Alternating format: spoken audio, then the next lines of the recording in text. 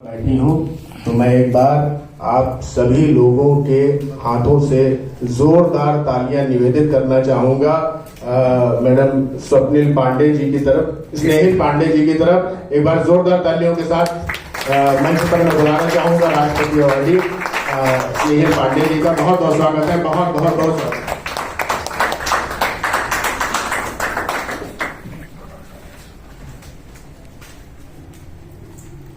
सभी उपस्थित गणमान्य लोगों को मेरा अभिवादन एवं नमस्कार।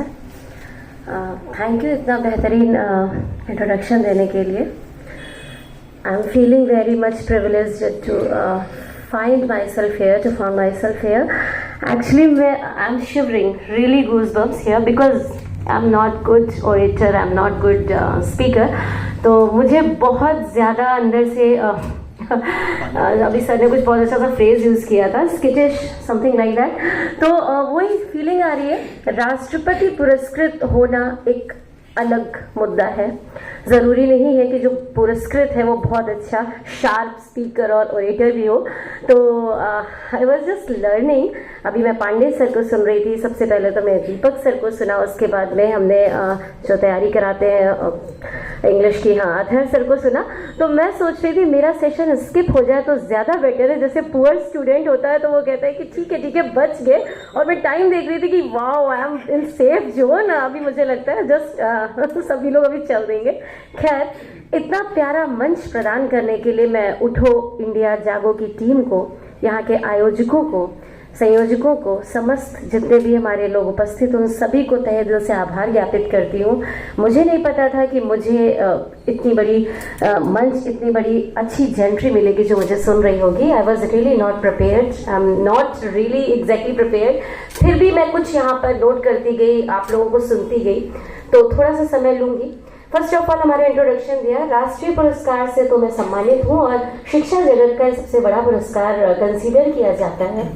वर्ष 2020-21 में मुझे महामहिम श्री रामनाथ कोविंद जी से शिक्षा के क्षेत्र में ये पुरस्कार मैंने अचीव किया है। आप लोगों तक मैं साझा कर रही हूँ, थैंक यू।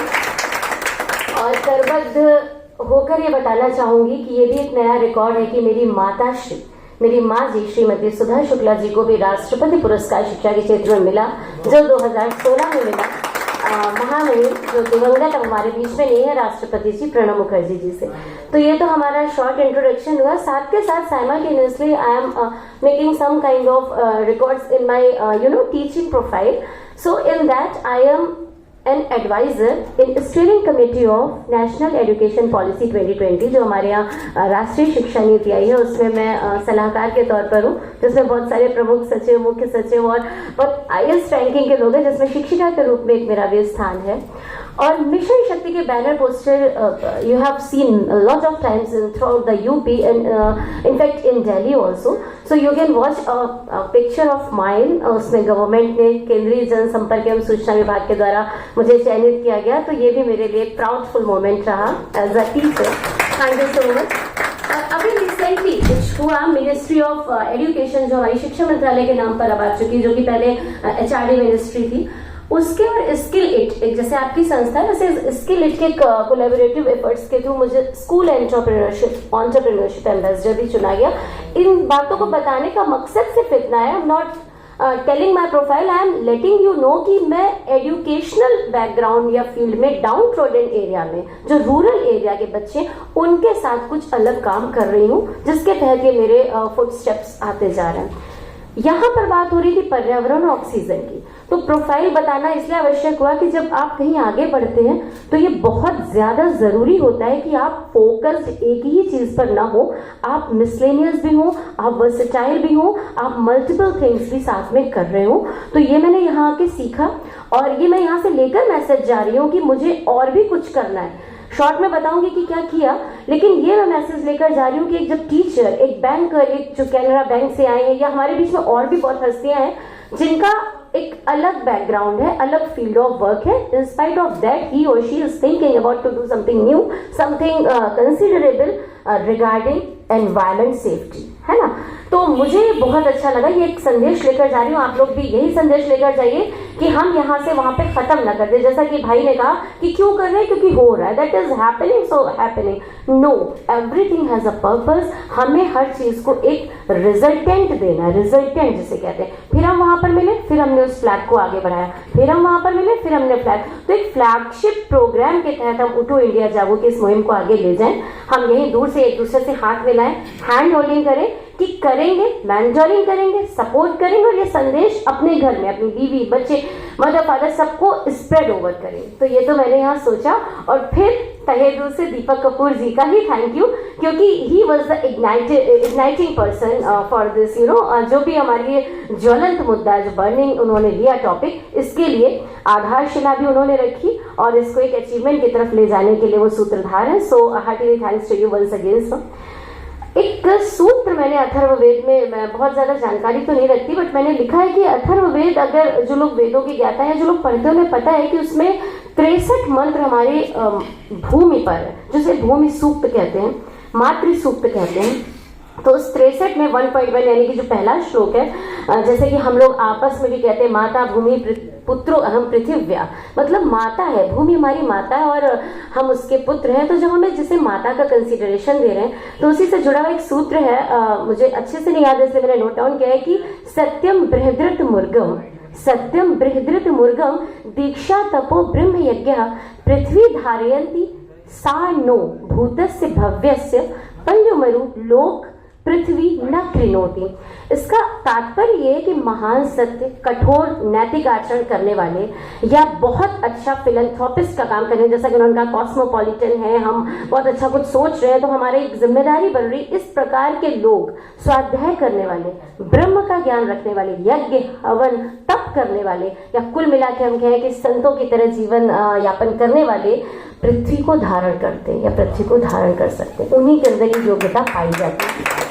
और इस पृथ्वी ने, thank you, let me complete, इस पृथ्वी ने भूतकाल में भी हम सभी का पालन किया, न भूतस्य न भविष्यस्य, और भविष्य में भी वो हम सबका पालन करे। ऐसा स्थान पृथ्वी माँ हमें प्रदान करें, ऐसा हमें रहने लायक माहौल प्रदान करें, ये सूत्र उसके बारे में था।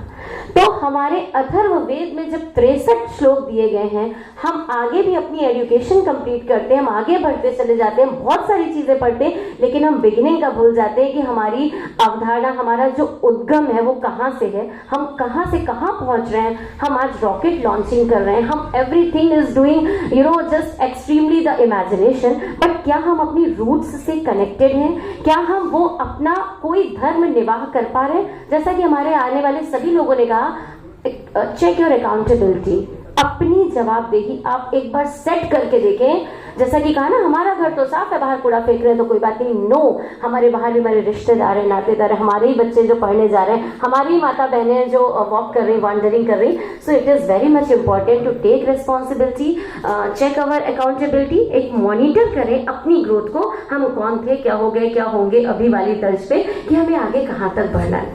तो शॉर्ट में साइंस स्टूडेंट क्योंकि नहीं हो तो ये फिर से बताऊंगी, आप सभी लोगों को गो थ्रू कर रही हूँ कि जब पृथ्वी की शुरुआत हुई थी, ओरिजिन ऑफ अर्थ, तब हमारे पास ऑक्सीजन नहीं थी। इन द बिगिनिंग जब हमारे पास सिर्फ और सिर्फ आग का गोला जिसे हम लोग बोलते हैं, फिर बोलते हैं बहुत सारा बारिश होता रहा, हम सबको पता है कि जब तक क्लोरोफिल मॉलिक्यूल नहीं बन गया, यानी कि जो ग्रीन मॉलिक्यूल नहीं बना, जब तक फोटोसिंथेसिस नहीं स्टार्ट हुई, तब तक हमारे पास ऑक्सीजन नहीं बन पाया था। उसके पहले एनाएरोबिक कुछ थे चीजें जिनको फाइटोप्लैंक्टन्स बोलते हैं, साइनोबैक्टीरिया बोलते हैं, वो क्या थे, वो हमारे बिल्कुल बनने शुरू हुए थे, एल्गी बोल सकते हैं। तो बिगिनिंग में जब हमने इस तरीके से जीवन को ही ग्रहण किया है, जब हमारा जीवन ही ऑक्सीजन से आ गया है, तब हम उस ऑक्सीजन को कैसे भूल सकते हैं।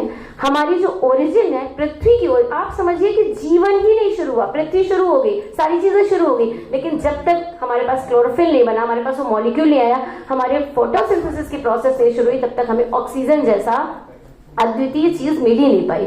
तो हम how can we forget that diamond, how can we forget that platinum, you know, हमें तो लगता है कि हम अपनी जैसे माँ के गर्भ से निकलते हैं, वैसे हम उस अंश को भुलाते जा रहे हैं कि हम निकले कहाँ से। हम बहुत ज्यादा प्रोग्रेसिव बातें करते भी ऑलवेज हम शो करते हैं कि हम बहुत एडवांस्ड है, टेक्नोलॉजी का हम बहुत यूज कर रहे हैं, लेकिन हम उस रूट को भूल गए। तो बताना ये था कि जब पृथ्वी की उत्पत्ति हुई तो वो भी ऑक्सीजन उसने भी कैसे कैसे ली, जीवों से ली। और कौन से जीव, जिनको हम लोग माइक्रोब्स बोल रहे हैं। अब वही माइक्रोब्स जब अपनी क्रिटिकल स्पीशीज के तहत गए तब वो ट्री बने, मतलब हर्ब्स, श्रब्स, देन ट्रीज। ऐसा नहीं कि एकदम से ट्री बन गया। तो हमें क्या करना है, अब हम पुरानी पे ना जाकर इतना तो कर सकते हैं कि हम ये जान गए, ये समझदार है कि हमारी ऑक्सीजन आती तो भैया कहाँ से, पेड़ों से ही। अभी सर ने स्नेक प्लांट का जिक्र किया, दैट इज ओके, लेकिन क्या हम कोई भी पौधा लगा देंगे तो उससे ऑक्सीजन नहीं आएगी? आएगी। आप कुछ करिए, ग्रीन कुछ भी लगाइए। ग्रीन का मतलब chlorophyll. If there is chlorophyll present, that the photosynthesis will be help and you will get oxygen in that proportion. तो हमें क्या करना है, हमें कार्बन फुटप्रिंट्स कम करने हैं। कार्बन फुटप्रिंट्स जान रहे, जहां जहां हम चलते हैं हमारे फुटप्रिंट्स बनते हैं। तो कार्बन फुटप्रिंट क्या है, हमने इलेक्ट्रिसिटी का स्विच ऑन किया, कार्बन उत्सर्जन हो रहा है। हमारे कोयले से लाइट बन रही है, लाइट को हम जितना कंज्यूम कर रहे हैं कार्बन उत्सर्जन कर रहे हैं। 4 आदमी प्राणी घर में है, चारों अलग अलग गाड़ी से जा रहे हैं, कार्बन उत्सर्जन कर रहे हैं। तो हम अपनी कार्बन फुटप्रिंट्स को कम करें, यानी कि एक गाड़ी में 4 लोग आ गए, कार पूलिंग कर ली। बच्चों को, छोटे बच्चा फ्लिप द स्विच बंद कर दीजिए। फ्रिज, एसी, हर चीज का एकदम कंट्रोल्ड यूटिलाइजेशन। तो इसको हम कहेंगे कार्बन फुटप्रिंट्स कम किए। तो पहले मैंने बात की ओरिजिन ऑफ अर्थ, फिर बात की कि हमें जब प्लांट से ही मिल रहा है तो हम समझ गए कि हमें हरा हरा कुछ देखना है, और हरा हरा देखने के लिए क्या करना है, लाइट का, इलेक्ट्रिसिटी का, पॉल्यूशन का, हर चीज का कुछ ना कुछ ऐसा बैलेंस क्रिएट करना है कि वो इम्बैलेंसिंग थ्योरी हमारी जाए और everything should be in equilibrium. बस लेट मी सम अप, मैं जल्दी फिनिश करूंगी।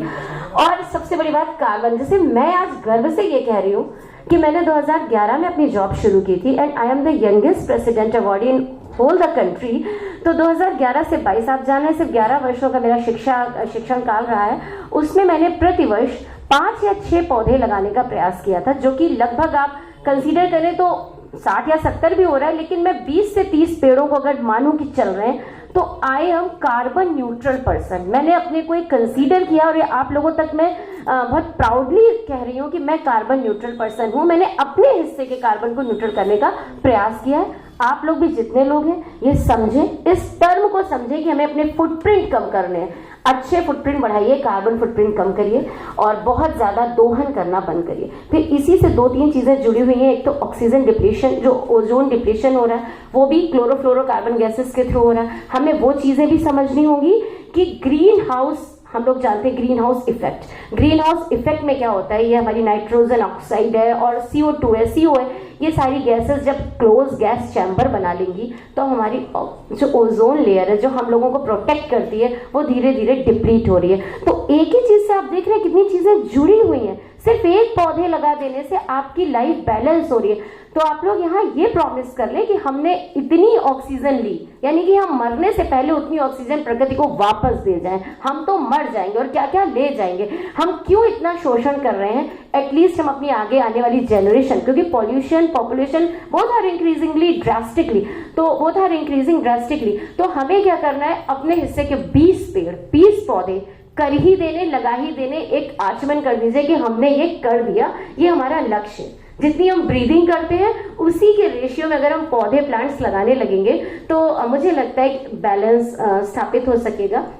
और विद्यालय में क्या करने का प्रयास किया, ओजोन की बात हो गई, बहुत सारी। अगर हम इन्वायरमेंट पे बोलेंगे तो इन्वायरमेंट सेफ्टी टिप्स इतनी सारी चीजें हैं कि हम कंफ्यूज हो जाएंगे कि हम शुरू कहाँ से किया था। तो शुरू मैंने ये किया है कि गुठली बैंक की स्थापना की। Bank is the term to अपना हमें मुनाफा करने के लिए बैंक याद आता है कि बैंक में पैसे जमा करिए, आप RD करिए, FD करिए and you will get some kind of benefits. तो मैंने अपने छोटे छोटे बच्चों को, जो 1 to 8 classes I am handling, तो उन बच्चों को बोला कि आप सीड्स इकट्ठा करिए। अभी रिसेंट मैंने जो गुठली बैंक किया उसमें आम के कर्नल्स यानी कि सीड कोट्स हम इकट्ठा करते हैं और उनको जमीन पे दबा देते हैं। आप जामुन भी ला सकते हैं, नीम की निमोरी भी ला सकते हैं, लेकिन what I have done, I am just telling you precisely कि हमने आम की गुठली पर फोकस किया। लोग खाते हैं, थूक देते हैं, सड़क पे, हाईवे पे यूं पड़ी रहती है। ट्रक आया, पिच्ची होके वो वहीं पे पड़ी की पड़ी दफन हो गई। मैंने क्या किया, बच्चों से कहा कि इकट्ठा करो अपनी जूठी गुठली, तो you can store, you can collect ना, दूसरे की मत इकट्ठा करिए, बट आप लेकर आइए पैकेट से, न्यूज़पेपर से, कैसे भी करके। तो बच्चों ने लाया एंड कैन यू बिलीव, हमने पहले तो एजुकेशन मिनिस्टर श्री संदीप सिंह जी को अप्रोच किया, फिर अपने यहाँ की डीएम को अप्रोच किया, बीएसए को अप्रोच किया। I am belonging from Unnao.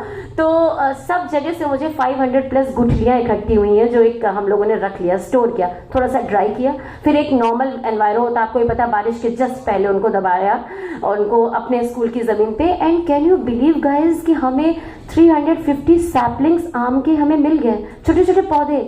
मैं यील्ड की बात नहीं कर रही हूँ, आप लोग भी ऐसा कुछ कर सकते हैं। यील्ड की बात नहीं कर रहे हैं कि उसमें कितने आम उगेंगे और चौसा उगेगा कि दशहरी उगेगा। No, I am not talking about that. I am talking about the green question, green content.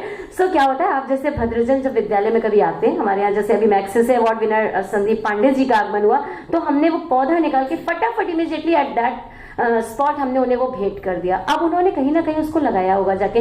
तो आप ग्रीन एक्सचेंज करें, ग्रीन यानी कि जो भी नीम की निमोरी, आप देखिएगा निमोरी से पौधे निकल आते हैं। मोस्टली हम लोग ध्यान नहीं देते। पौधे खरीदिए मत नर्सरी से, आप घर में ही उगा सकते हैं, अपने गमले में, अपने आसपास, अपने फ्लैट में।